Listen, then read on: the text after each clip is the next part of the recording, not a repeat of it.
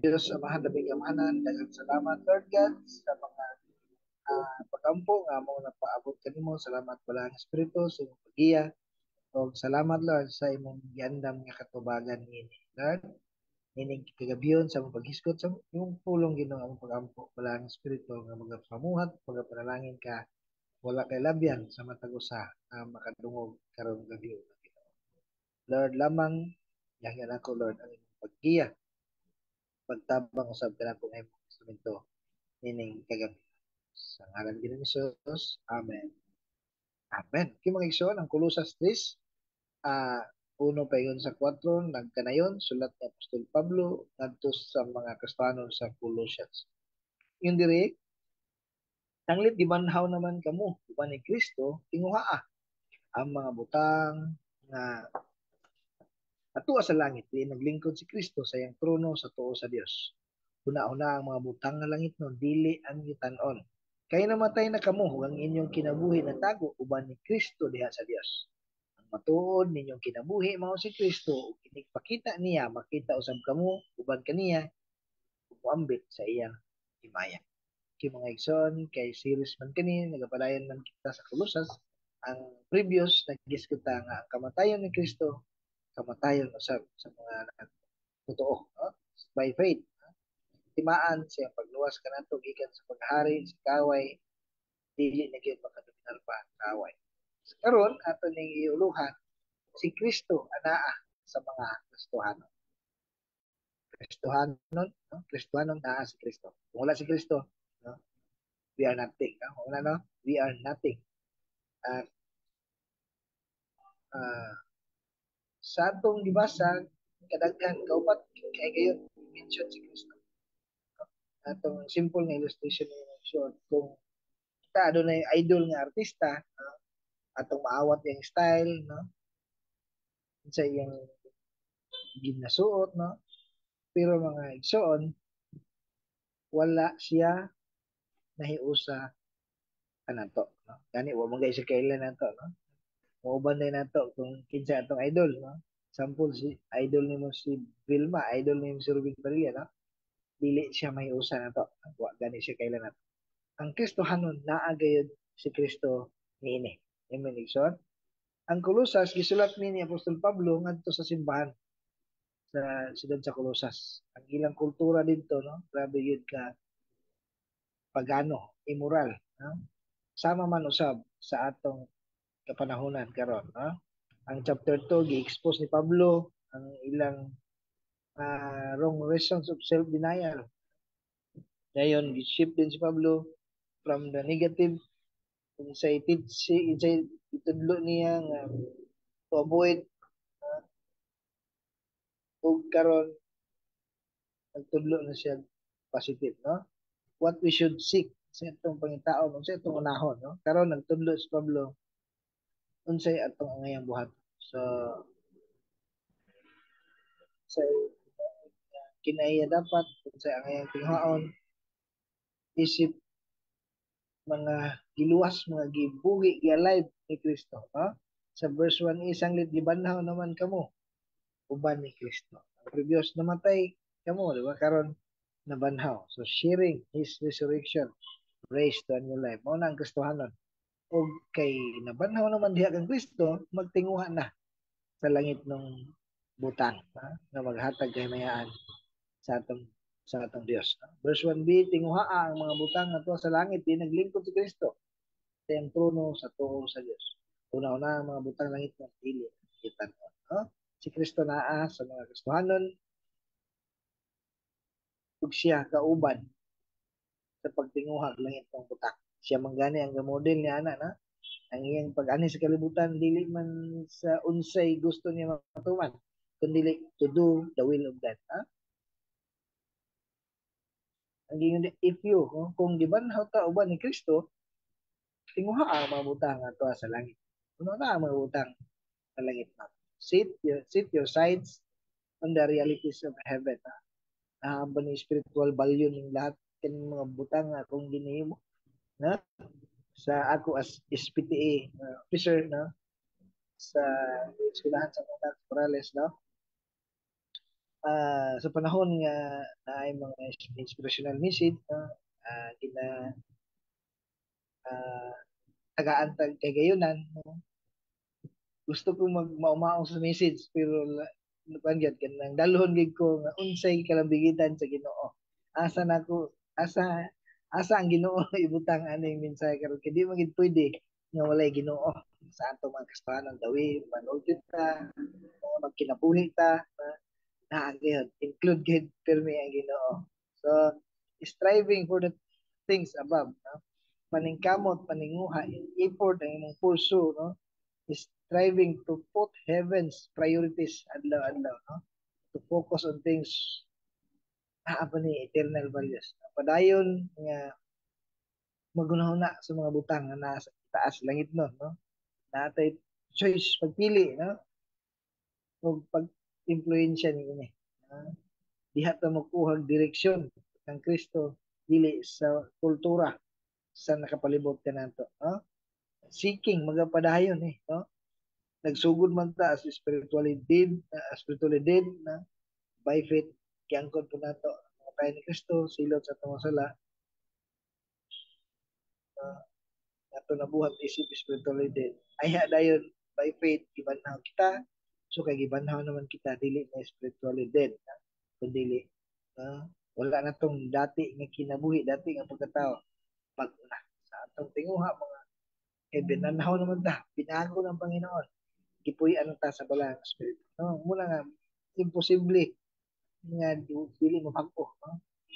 Mahiya naman tayo no makonsensya ta no nga ha sure ka nga gidawat nimo si Kristo Jesus nga imong Ginoo magluwas nga nagpadayon ka sa pagkinabuhi kay nga na magilti ta na sa magtinguha na ta sa dili tawhanon dili na sa bisyo unsang salaa no kundili ang atong bisyo ang pag-alagad sa Ginoo paghimaya sa Ginoo ang pagtinguha sa mga butang nga langit no butang nga kahimuot sa Dios o kana makaayo ka na to. Siyempre mga iso, ang mga kahimuot sa Dios, ang mga butang langit nun, makaayo gayad ka na sa matag usa. So diha sa pagampo, diha sa pagbasa sa pulong sa Ginoo, pagpaminaw sa iyang pulong, pagmalandong, diha nato mahibalaan. Daghan pang mga langit ng butang nga ngayon nato ikinabuhi, tinguhaon pag namuha. So puno na to sa langit nun, atong pagkinabuhi, dili sa mga tawahanon nga makadaot, makastress, no? Makagabok sa lawas. No? Unsa ni tabo ni Doc Willie Ong no? Sa kasamtangan no? Siya hugno gid ang iyang lawas ng ano man mas uh, uh, mabot pa gid itong lawas nga ano ay mga sakit mabot pero na iyang mas gitutukan nga na stress siya no? Gidibdib niya ang mga buzzers no? Sa gihilak niya na no? Nataliwala sa iyang mga pagserbisyo pagtabang no kay daghan magisigi mga medical mission walay gasto ay bayad ang mga tao no? Sa muna iyang gihuna-huna no? Mahal niya ang mga Pilipino na dayon na naka-message og ingana ng ilad sakit sa iyang buot so usa siya sa iyang giisip nga hinungdan nganong nahugna ang lawas pero ang Biblia klaro nga ang kaning stress na tigid siya makaayo makadaot no so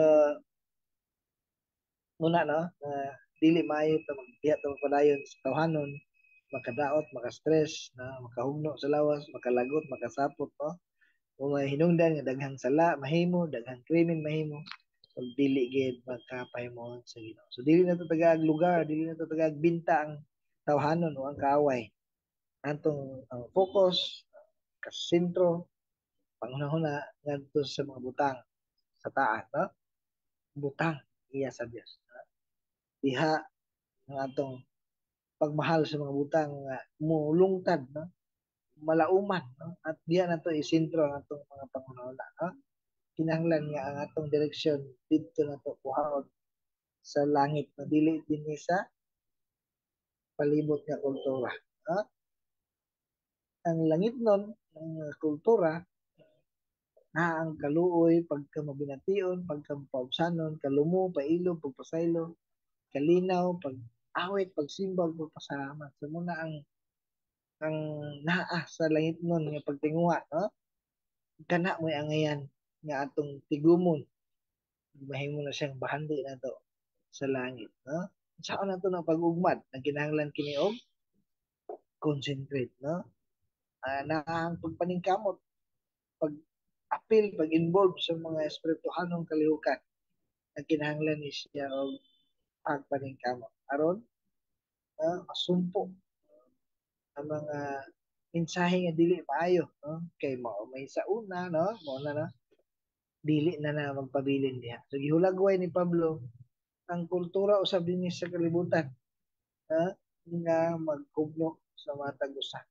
Uh, uh, sa way malauman dinhi sa kalibutan, no? Sa ubos, no? Way mulungtad temporal, mo down kita na pagabot sa panahon. So saan na to pag-ugman padayon kung gusto mo rin kalibutan ng mga pamatasan atong gusto ipalambo, sige, padayon tang maminaw sa mga dili maayo, no? Mga programa sa TV nga dili maayo, mga naa sa mga social media nga mga binuang, binastos, no? Kay mo may gusto karon, no? Mga binuang, no? Mga binuang sa trabaho, ka istorya, mga kasabay sa bisyo, no? So daghan pa nga mga maka-impluwensya kung gusto gid nato nga magsamot kang ila na katong kumatasan, sige dito ta man kuan, no? Urod na to tong panahon diha sa mga ingana. Apan ang tulong sa Ginoo, ayaw ka mo pagpahiyon sa kumatasan ini panahon na ipabaguhin nun sa Dios sa inyong kagalingon pinagi sa pagbagko sa inyong pangunguna at masayran ka kabunon sa Dios sa ayaw hingpit ng mga pahimo. Yes, naagid, no? Diha sa Dios gayon. Kay heavenly citizen naman ta, dalhon atong atensyon ngadto lang sa mga butang langit na. Human man na siya, human, no? Tinguhaa, na huna-huna ang mga butang langit na. Na imagine, no? Nga naa si Kristo sa iyang trono sa Dios, no? So una ang gipadayag din ng pagtinguha gayon sa mga butang langit nun para sa kamayaan Kristo naa sa trono sa tuo sa Dios, no? Ang problema kay sa mga kuan lahi gyapon akong katinghaon eh. Lahi man gyud gyapon akong gakaw-na sa may tambalana. Prayer again. There is power, no? Connected sa source dito sa Dios, no? Na may motabang kanato alang sa paglambo pag-mature spiritually. So involved sa mga kalihukan uban sa mga Kristohanon nga dasig aktibo nga nagalagad dasig ya sa pagampo ug kanunay pa-counsel kanila sa ngayang buhat. So si Pablo good example kay no angay natong sundon, no? Sa yang gingon sa Galatia 2:20, no? For I am crucified with Christ and I no longer live but Christ lives in me. The life that I live in the flesh I live by faith in the Son of God who loved me and died for me, no? So ang ayan, sundon, no? Good example. Mayong ehemplo si Pablo. No, ngayon pag kinabuhi dili na siya. No? Naputos naman ang atong relasyon uban ni Kristo. No? Ug kana ang magputol sa pagdumala, pagdomina sa sala sa atong mga ginabuhi. No? Di kinahanglan din nato itutok atong mga tinguha ug hunahuna sa mga espirituhanon, atong tugutan ang atong hunahuna nga hulmahon sa espirituhanon langit mo. No? Labing dako na itong pagbati o ng mga ngayon na itong buhaton kinahanglan magtutok diha sa mga malungtaron diha sa langit. Ang labing dako na ito nga paningkamot mao gayud ang pagtigom o bandi sa langit. No? Kay ang bandi sa langit unsa man dili gayud siya mahanaw, dili siya makawat, dili siya tayon, no? Di kinahanglan atong hatag bili hukman o hunahuna ang tanang butang sumala sa langit ng panglantaw, no? Sa pagtanaw sa kinabuhi gikan sa pananaw sa Dios sa pagpangita kung unsa ang iyang gitinguha. Kini naghatag na nato sa pagbatok sa atong pagka uhaw pirmi sa materialismo mga iso. So makabaton tag gusto sakto nga panglantaw sa material nga mga butang kung atong isipon ang panglantaw sa Dios may tungod ni. Ha? Atong mabago ang atong moral nga kumatasan pinagi sa pagtugot ni Kristo ng rule sa atong sulod, atong kinabuhi aron mapurma ang iyang gusto na kita mamahimo mga igsoon. Diha mapugan atong ka-addict sa mga dautan, mga kahilayan mga igsoon. Filipos 4:8-9 sa katapusan mga igsoon, puna ang inyong mga una sa mga butang nga maayo ug angay daygon sa mga butang nga matuod, ligdong matarong putli matahom ug halangdon. Ipakita sa buhat ang inyong nakatunan, nadawat na dungog nakita diri kanako. Dios nga naghatag kanato sa kalinaw mag-uban kaninyo. So kana ba ang atong itingwa mga igsoon? Grabe ka mga nindot no? Mga tang, no? Iya sa Dios na maayo, angayang daygon, matuod, ligdong, matarong, putli, matahong, magalang ba? Kana ba? Naas at mga ginana? Sibo ba niya ang tanan mga igsoon? So bantayan nato atong mga nuna, mga igsoon nga naman. Anong angayan man nato bantayan ang atong mga nuna? Kay madungog kana ug makita sa tagalangit. Kinsa man ang tagalangit? Ha? Ang Dios. Naga padungog niya atong mga nuna, makita niya. Huna-huna pagani. No? Nga na ka uh, katingalahan na presence sa Ginoo. No? Sa nay usa ka pastor na ako nabasa kini mga iso. Nay usa ka pastor sa Amerika nga naa siya 500 ka member no. Church nag-function gid ganyan hapsay hangtod one day na istorya sa Ginoong pastor to preach about holiness.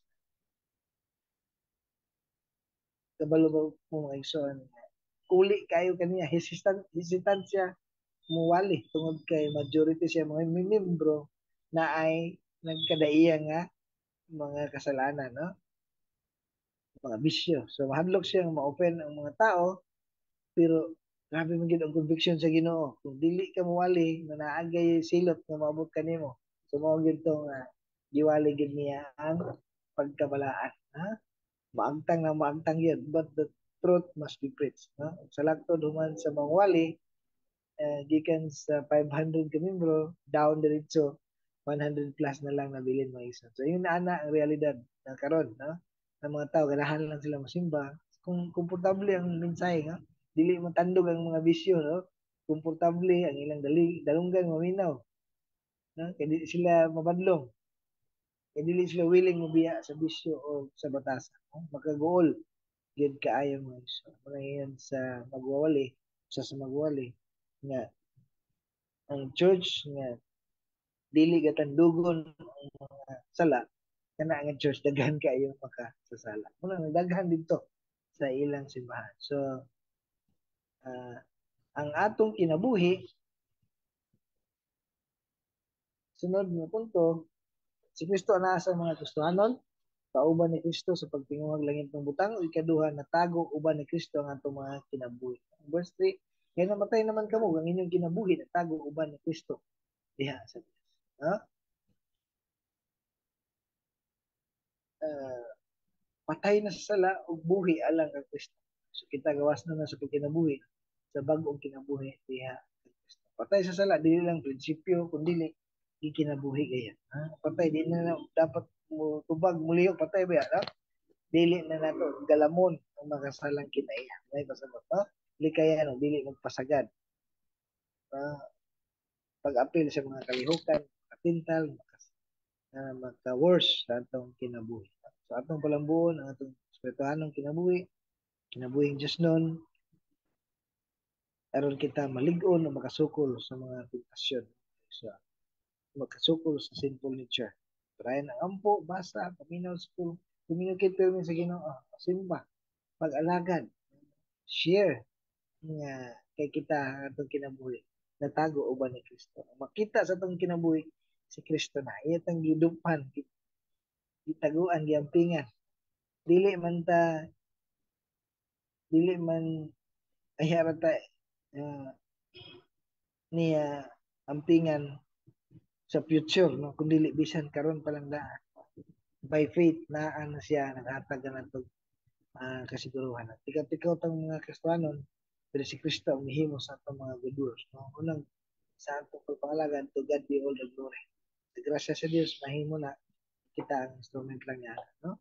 Our new real life is hidden with Christ. No man lang sa kanta nga nabi di tinaguan ng kanta taguin na lang kay basin bala na mo nga yabag day ka, no? Pero si Kristo ang makita mugawas maayo kayo mga iso. Sa gitaguan, no? Si Kristo na ang dapat makita sa itong mga kinabuhi. Dili kay kita ra gyapon. Kumusta ang kinabuhi? O gyapon. Kumusta ang gustahan na? Salamat sa Ginoo, na nanay kilambuan. So, ang daang kinabuhi natapos na, nahuman na ang bagong kinabuhi. Adunay hingpit kangyud na ay bagong gagmaon, mahayag, masanag itong mga nagsugod na sa Kristohanon, no? So, ang Diyos, naman, tanaw ko na to, dili na niya makita ang itong daan pagkakita. Kaya daan na tago naman ni Kristo niya. No? Amahan, nihunong sa pag-ihap na ito mga sala, no? Sa mata sa Diyos, kita yusab, ngadto sa usa ka bagong binuhat. Ha? Ang katawhan sa Diyos, bigong gitago sa presensya ni Kristo. Ha?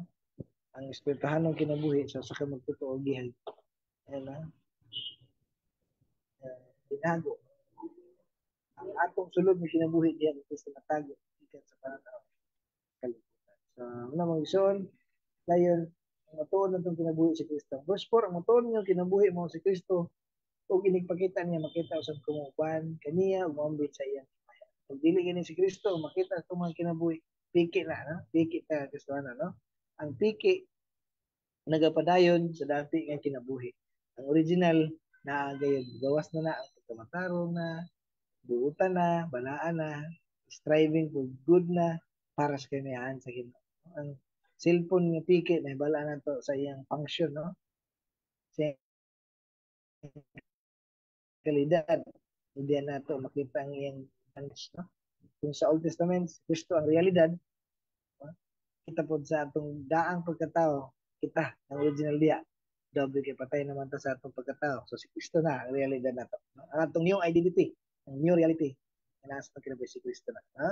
Sa muna mga ison, kung kita kistahanon na magkinabuhi nagatutok sa mga butang langit na dili sa kalibutan. Si Jesus o ang atong modelo, no? Kaya ibuhat sa cross ang iyang pagbuhat to do the will God the Father kana atong tutukan aron dili ta maluya mawadaan sa paglangaw, no? Magkinabuhi diha sa kamaturan, diha sa pagtuo, diha sa pagtugyan ngadto sa Dios sa kinabuhi, no? Diha sa kadaugan kay madaugon naman ang mga Kristiyano, no? Mga kailibnon sa unod, sa mata, sa garbo.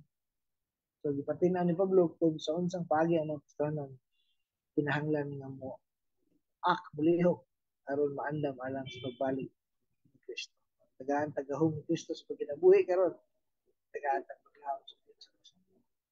Masunod na to kana ha lungdan nga inigpakita ni Kristo makita usab kita uban kanya moambit sa iyang himaya kapasidunggan o magkambit sa iyang himaya. Imbis all glory belongs to him, to God, to Christ na magkambit ta kinaaman si Kristo kanato mga Kristohanon. Ingon mo igsoon, so si Kristo naanggayod kanato kauban siya nganong magtinguha tag langit ng butang si Kristo natago uban kaniya ang atong mga kinabuhi makita samahan kanato si Kristo na siya ang atong matuod nga kinabuhi kung dili ikapaningala ng Kristohanon naagad na ikaw sabat ang Kristohanon naagad na ikaw sabat kaya ta Kristohanon niya or yapon kana matingala ta matingala ta naagad na ikaw sabat posible I mean igsoon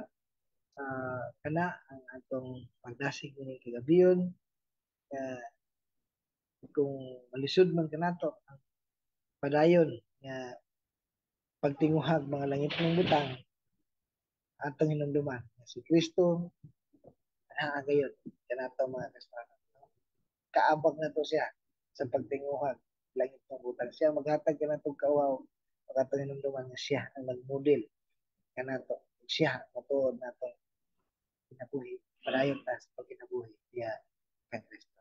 Ampo igsoon aron kini mahimo ah, ah, matinuod sa matag usa ka nato. Gampo ta labing gamahanan nga Dios. Daghang salamat Lord God sa mga kamaturan nga among nadungog karon among pagampo. Ikaw magatabang nga kining mga kamaturan muhulma kanamo og padayon kami maghatag kahimayaan kanamo kay kami ang among new identity ang among new reality dili na kami kundi si Kristo. Lord, salig namo kanimo kay ikaw may gahom sa pagbag-o kanamo. Sa ngalan ni Jesus. Amen. Amen. Dalay ko Diyos mo. Thank you, Lord.